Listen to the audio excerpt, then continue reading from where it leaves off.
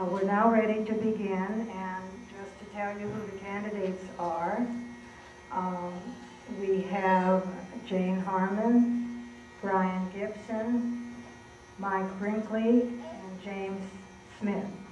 They drew lots, and they're seated in the order in which they're going to speak for the opening statement. So our first speaker is Mr. Smith. Thank you. I want to thank the League of Women Voters for promoting democracy with this candidates forum.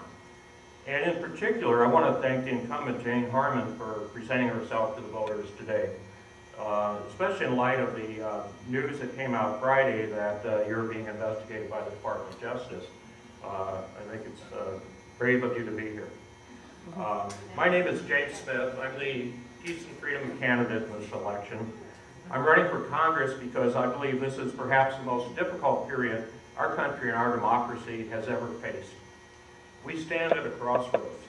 One path will take us further down the road to an authoritarian empire with a weak Congress and an imperial president who is backed by a small class of extremely wealthy and power-hungry people.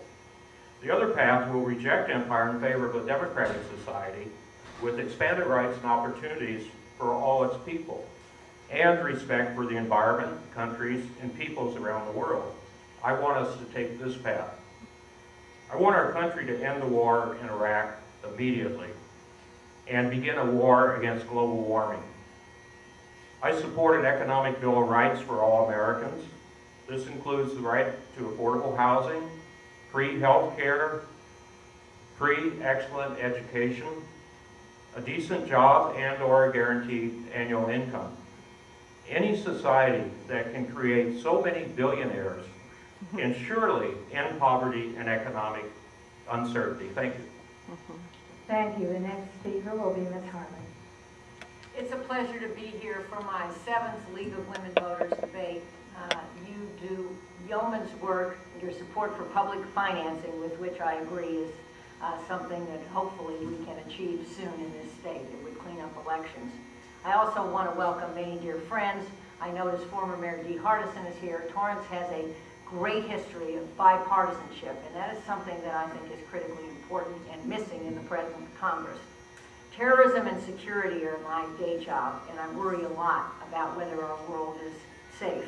I think this administration has let us down on Iraq, Afghanistan, North Korea, and Iran, but I also think there are issues close to home that we can celebrate.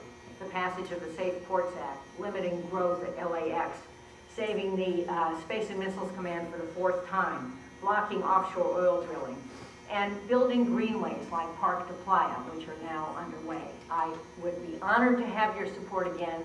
I believe the next Congress will be under changed management, and I look forward to serving in the majority in the United States Congress. Thank you. Mr. Gibson? Good afternoon. I'm Brian Gibson. Again, I thank the League of Women Voters, and also I thank all of you for being here. I thank all of you that care enough about this election to be watching this on the cable broadcast. I have wanted to run for Congress here in the 36th Congressional District for many years. I was terribly disappointed when Jane chose to run for governor in '98 because I thought I'd never have a chance to face her. But that day has come now. I personally, born and raised in Des Moines, Iowa, I came to the South Bay in 1978 to come to work for Hughes Space and Communications Group. Later that became Boeing Satellite Development Center. I worked there 27 years, retired last December 1st, so that I could run for Congress because basically, as you know, an ordinary person, it's tough to run for Congress. And having turned 55, I had my opportunity to get a pension and go out and pursue this particular venture.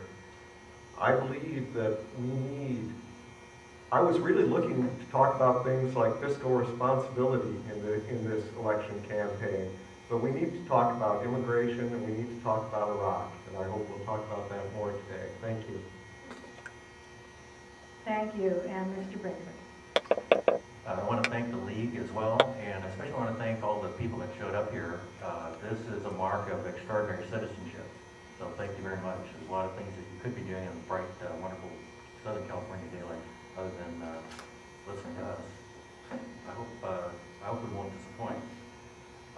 I stand before you as the only candidate who stands resolutely on the proposition that freedom works. Freedom promotes peace, freedom promotes prosperity. Freedom means that you entirely own your own life. And it's not that it is a public-private partnership where you are increasingly the junior partner. In particular, that means that your body is your most intimate possession. Again, it's not a public-private partnership. And as a result, all libertarians oppose all drug and prostitution laws. By the flip side of that, the converse of freedom works, is that our Democratic and Republican policy, especially in Iraq and Afghanistan, is failing. And as a result, it demands a blank check. We have, a result of our policy is hundreds of millions of dollars are poured into the hands of the Taliban and Al-Qaeda. And even if they don't get what's at the top of their shopping list, a nuclear bomb, they do use that money to buy munitions which are going to the bodies of our troops. So I look forward to answering your upcoming questions, and I look forward also to receiving your vote. Thank you very much. We have 2 microphones in the audience, one on each aisle. And I see that people are lining up, so we will begin over here with the first question. Okay, for Ms. Harman, the latest figure I heard just yesterday from your colleague, Mr. Filner from San Diego, was every 2.5 days, $1 billion are being spent in Iraq. Is this an appropriate use of our resources? And I would like to ask Mr. Smith and Mr. Binkley how they would spend that money. Ms. Harman, you may begin. $8 billion is being spent each month in Iraq. I think I'd have to do the math for a minute to figure it out by the day and the hour, but it's being spent on the wrong things. This administration has failed us miserably in Iraq. I was one who voted for the resolution in Congress, which included the requirement that the president exhaust all diplomatic remedies before waging a war of choice. He didn't exhaust them fully, and he waged that war without a post-war plan, and we're paying an enormous price. Congress has provided a blank check, unfortunately, and we have lost thousands of people, billions of dollars. Thousands of Iraqis have died too because of the inadequate and incompetent planning. And something I recommended 2 years ago, I believe, will finally happen when this election is over, and that is that Donald Rumsfeld will be retired. Thank you. Now, I know part of that question was addressed to 2 of the other candidates. Mr. Brinkley, would you like to be next? Certainly. Just to answer your question, the GOP broad critique, just to provide context, I should say, is all these guys are dangerous, to which I agree, of course. What they don't answer is the question, why have they made them more powerful? Iran is more powerful as a result of the military misadventure in Iraq. Hezbollah is more powerful.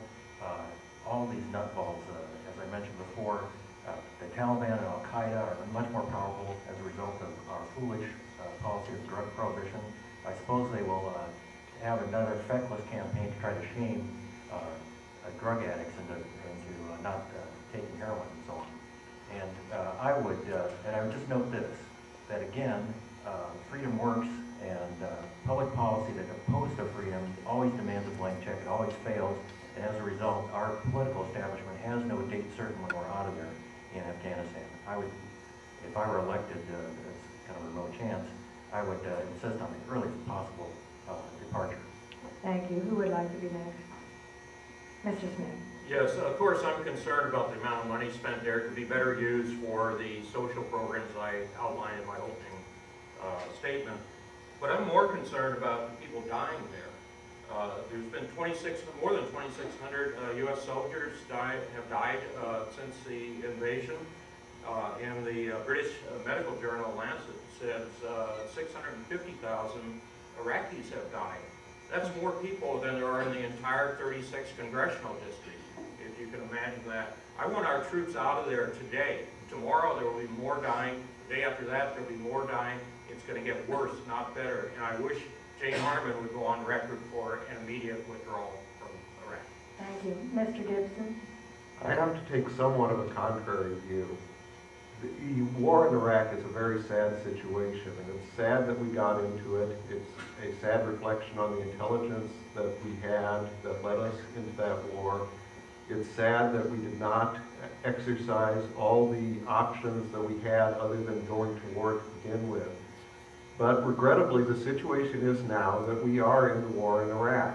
And whether it was properly identified as a war on terror to begin with, it has become the center point of the war on terror. And I regret to say we cannot leave Iraq now. We are at war. We must stick through this war. We must bring stability to the Iraqi government, either as a central government or as perhaps is more likely now as a federal government, or maybe even partitioned into 3 states. Thank you. Thank you. Our next question will be on the other side of the room. This is to Representative Harman. Many seniors have reached the donut hole in their prescription drug plan. Many of them are complaining that the prices of drugs have gone up so high that it's just unbelievable, and they are still facing financial problems covering that donut hole and the original drug program. And so I would like Representative Harman to suggest what could be done to change that. Thank you.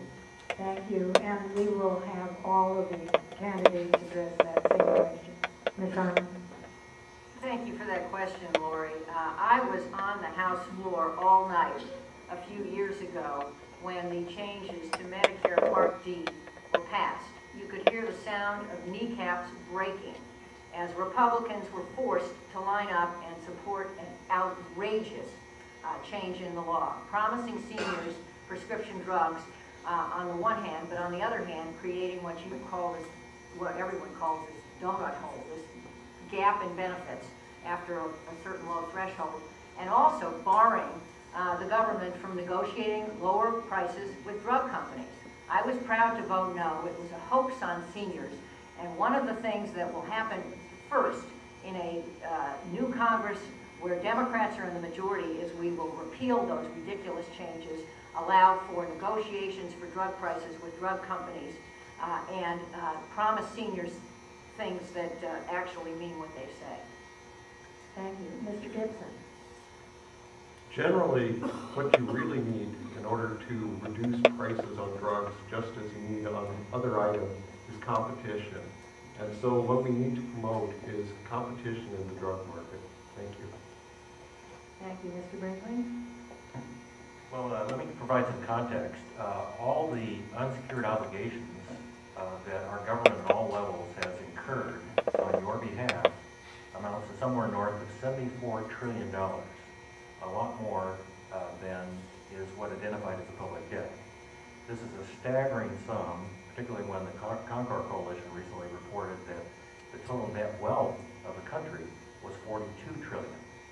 So the politicians, in effect, have promised more than the people can deliver. This is outrageous fiscal irresponsibility. The day of fiscal reckoning is coming.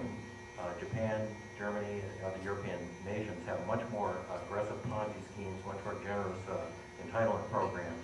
That's going to result in a capital implosion as the boomers start to retire and start to draw down on this.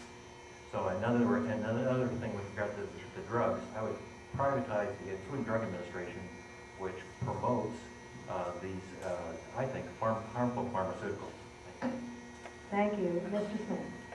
Yes, I believe healthcare, including prescription drugs, is a human right, not an opportunity for corporate profit.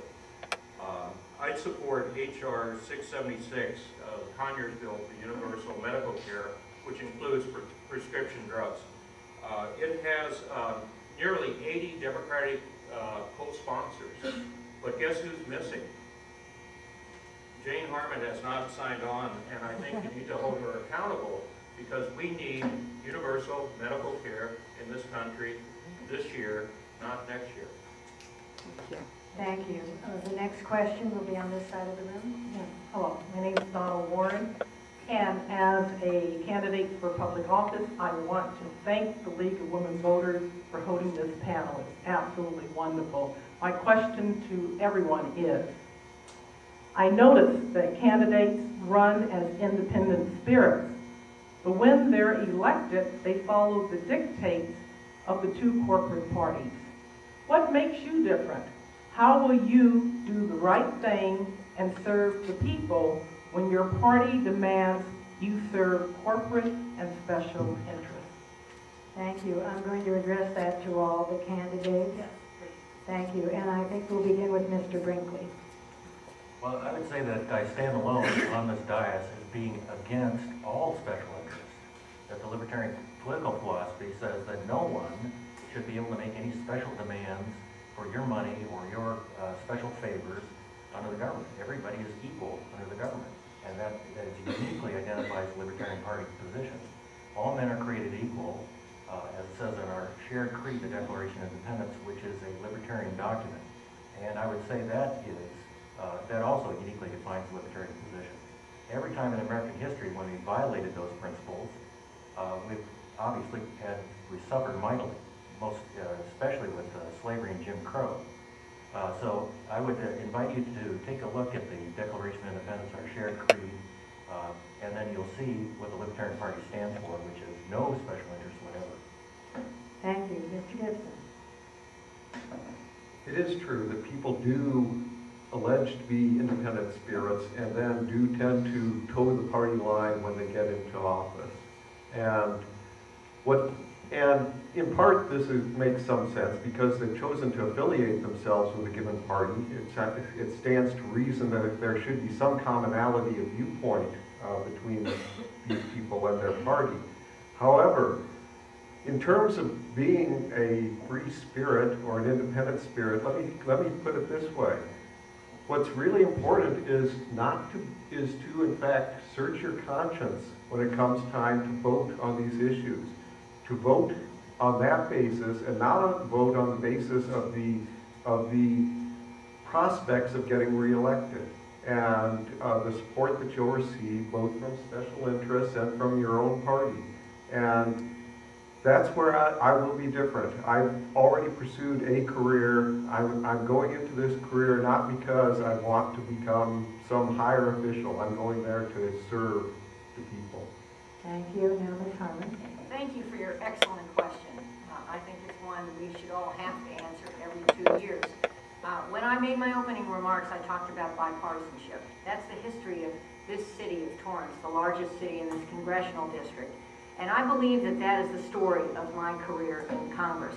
The Safe Port Act, which I co-authored with Dan Lundgren, a Republican and former opponent of mine, actually, for governor, is one of the better pieces of legislation, everyone will tell you that has passed Congress in recent memory. And it is better because it is bipartisan. My votes over the years I've served in Congress have been against my party and for a balanced budget, against my party and for certain other things having to do with free markets, and against my party and for things like no limitations on freedom of the press. And I'm proud of that, and I consider those to be votes for better government because they're bipartisan and they're not just following witness paper advice from party leaders. Thank you. Mr. Smith. I think the question reflects the feeling of a lot of people in this country. There have been so many scandals in Congress in the last year or so that it's horrendous. And there's a big move towards not voting for any incumbents, which I would like to encourage. But, you know, we don't want to replace the people who went there to make a killing with more people who got to go there to make a killing. We need people who are there to serve the public interest, and those are the kinds of social programs that I outlined, a peaceful world, etc. And we can do that. Bernie Sanders, Vermont socialist, is the only independent in the House, and he pushes the Democrats, I believe. I'd like to do the same thing when I'm there. Thank you. The next question will be over on the other side of the room. Hi, good morning. Peter Fowler, State Assembly candidate, 53rd District. Jamie's question is for you. You said that Rumsfeld should step down because of Iraq and the disaster and the shredding of U.S. credibility in the region and around the world. Let me ask you a question. I was at El Camino this past week, and I met two people, Julie and Erica, who's one of whom was engaged to this soldier who just died in Iraq in July. Another one who has a cousin who's died in Baghdad in the Green Zone. They both feel terrible. They both ask me, what the hell are we doing here? Why are we there? And so the question to you is, why did you Furman, Waxman, all the Democrats in Congress vote for the war when it was transparent to so many people around the world that this was clearly something else. And I ask you, this is my question, respond to James Smith's question to you early on when he made his opening statement. When do you want the U.S. troops in the region to come home? Now, or phase withdrawal, or in the distant future? Well, thank you for that.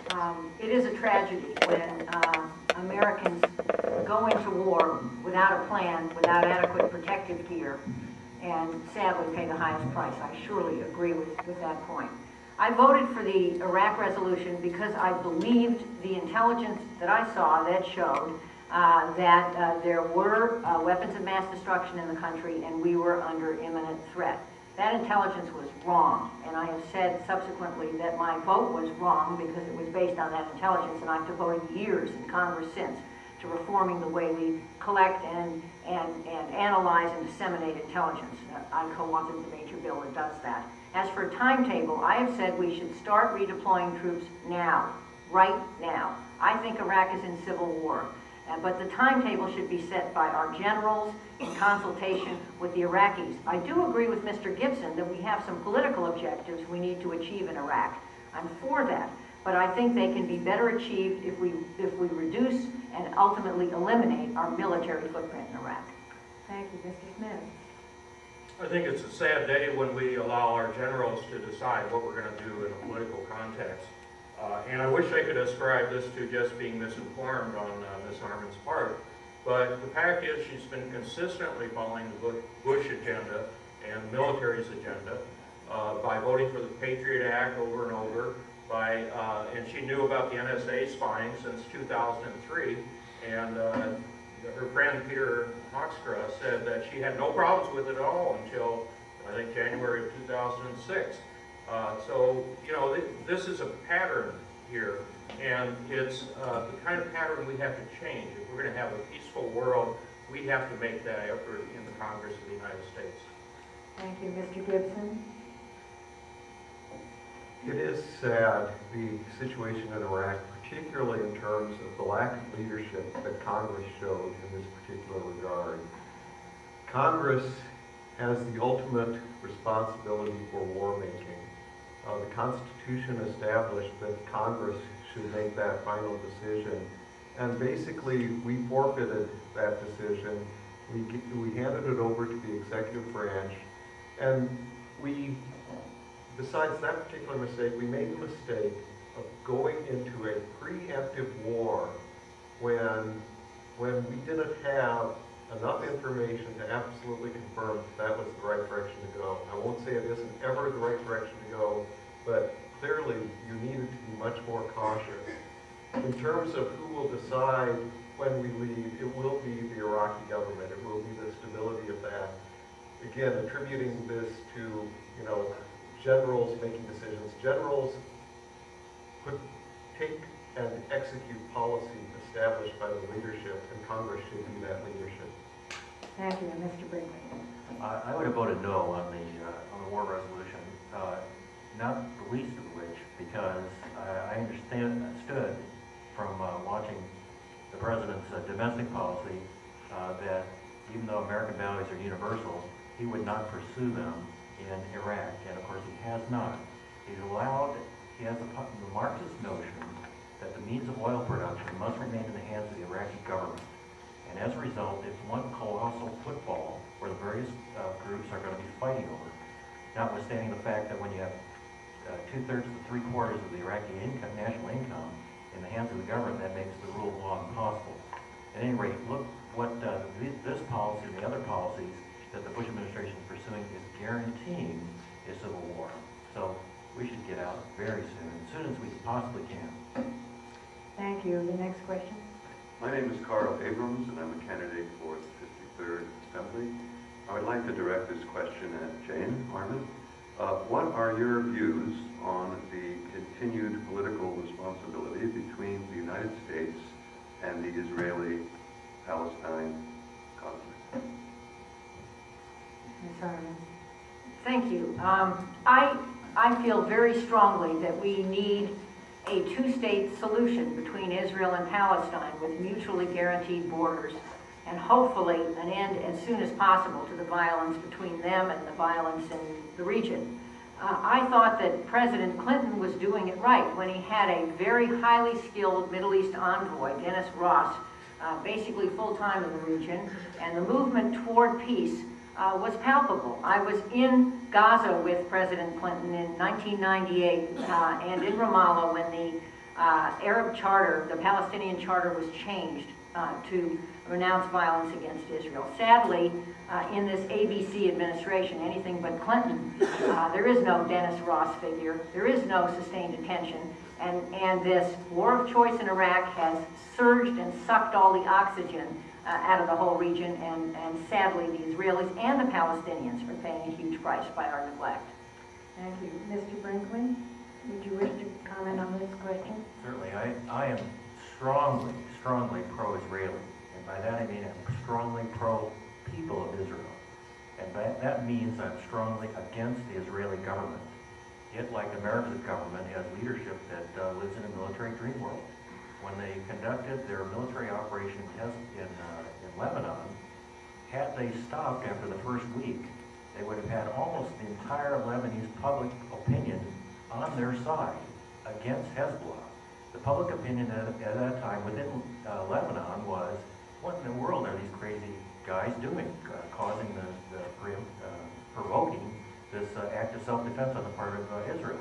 But the Prime Minister Omar lives in a military dream world like our president, and he pursued it on and on for 3+ weeks and alienated all the elements of the population of Lebanon. Even the Phalanges Christians were against Israel and for Hezbollah at the end of their, when the feudal truce was finally signed. Mr. Gibson. Speaking in just general terms, I support the government of Israel. I support their security, and I want to see that protected. I want to see the United States serve to protect people of Israel. Now, in terms of what this means with regard to the Palestinian people, certainly we should be looking to promote human rights within Israel. And whenever there are abuses of human rights, we should be calling the people of Israel, the government of Israel, on that. But I support the government of Israel. I do not see that creating a Palestinian state will promote peace in the Middle East. Thank you, Mr. Smith. Well, I think the question is, what's in the best interest of Israel? And it's surrounded by 250 million Arabs. Now, doesn't it make sense that there should be peace between the Israelis and the Arabs? I would think that would be the effort of anybody who wants to promote the survival of the state of Israel. But unfortunately, Jane Harman has constantly supported the Israelis' military aggressive policy. When the conflict developed in Lebanon, she rushed to Israel to cheer on the military at a time when most of the world was saying we need a ceasefire. But we didn't get that from her, and I think that was counterproductive. Apparently, she's gotten too cozy with the lobby, too, because that's the source of the Department of Justice investigation that she might tell us about. Thank you. This young lady has been waiting for quite some time, and it will have to be our last question because we agreed with the people doing the television coverage that we would limit this to the 60 minutes, and we've had the 3 panels. So can you ask your question quickly, please? Thank you very much. My name is Erica Snowlake, and I think I represent most of the people in this country who don't even vote because I have no faith in the political process that is going on now, currently with the two-party, etc. And Jane, frankly, I find you are scary. When your issue is terror, you cannot promote peace on this or unity in this earth by focusing on terror, which this administration is doing. Also, we visited your sweatshop in Tijuana, and it's very sad that that's part of your life. Okay, so I'd like all of you to tell us how you see peace happening on this planet.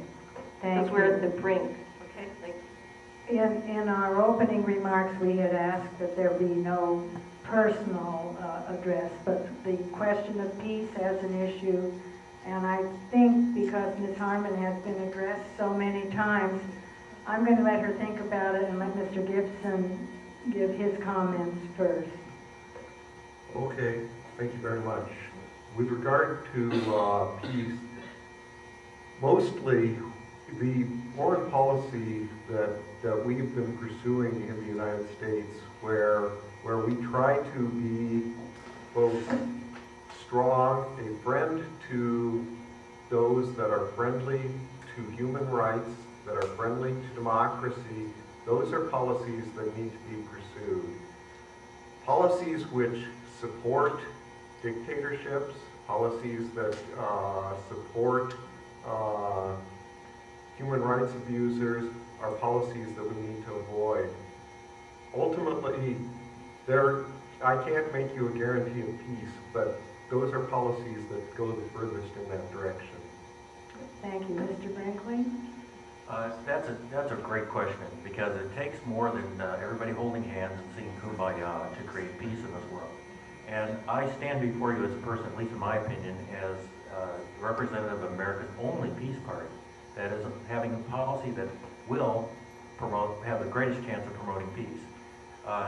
I stand for the proposition that we should have peaceful, friendly relations with people of all countries, even and perhaps especially those of authoritarian countries. We have a manifest example of failure in Cuba today. 47 years of isolation has failed, and somehow our bipartisan political establishment does not understand the word failure. So we have free trade with all countries, free tourism, mixing people as much as possible, making connections as much as possible. This is what I call the subversive power of freedom, and it means that authoritarian regimes have a very difficult time much more difficult that is, in the face of people making contact and peaceful friendly relations. Thank you. Mr. Smith? I spoke in my opening statement about the drift to authoritarianism, or maybe it's a rush to authoritarianism now, but the ideology that convinces people to give up their rights and to sacrifice the kind of democracy they've had is fear. And the scare tactic that there's terrorists under every bed and so forth. I have news for people. There is no war on terror. Some of you remember World War II. That was a war. This is a problem, obviously, with terrorists in the world, and it should be addressed with police actions and without scaring everyone to death. We need to get those terrorists, and we need to eliminate their base of support by acting on an equal basis with other countries in the world. Thank you, Ms. Harman.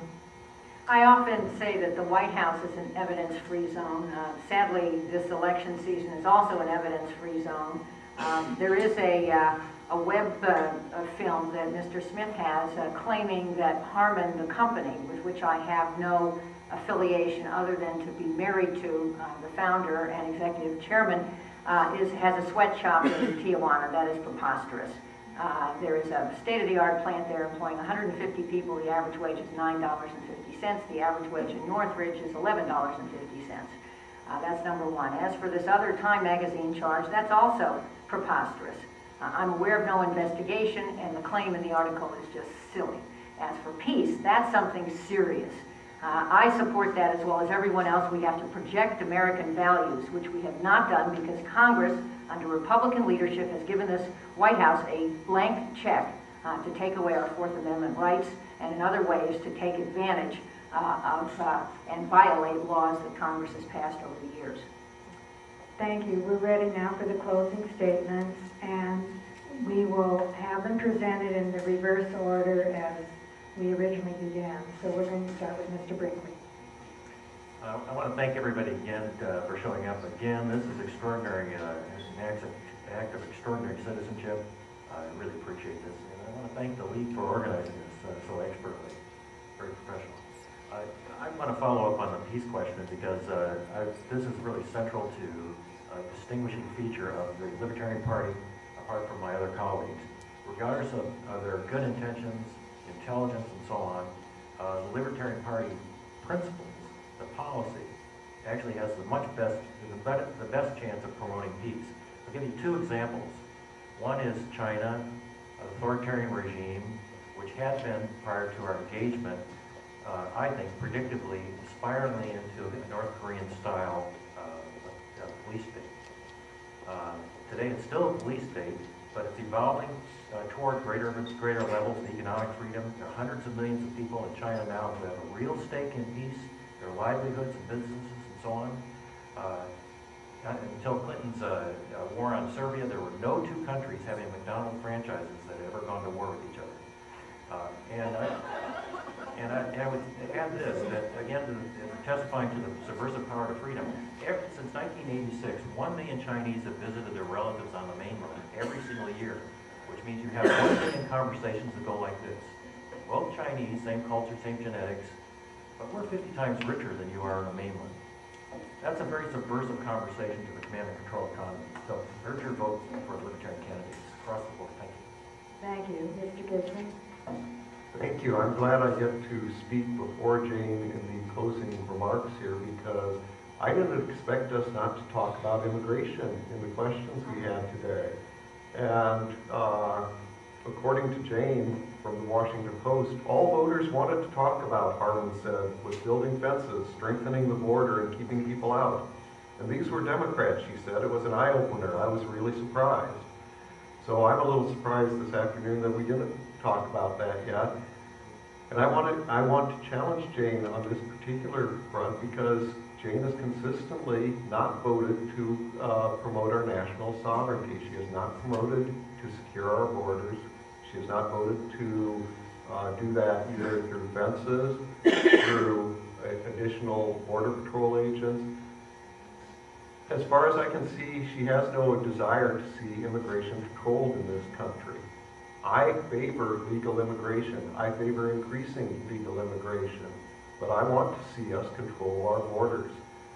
Unlike Jane, I would have voted for the 700-mile fence that even Barbara Boxer, Dianne Feinstein, and Hillary Clinton managed to vote for. And so I ask you to vote for me this November 7th. I'm Brian Gibson. Thank you. Thank you. Ms. Harman?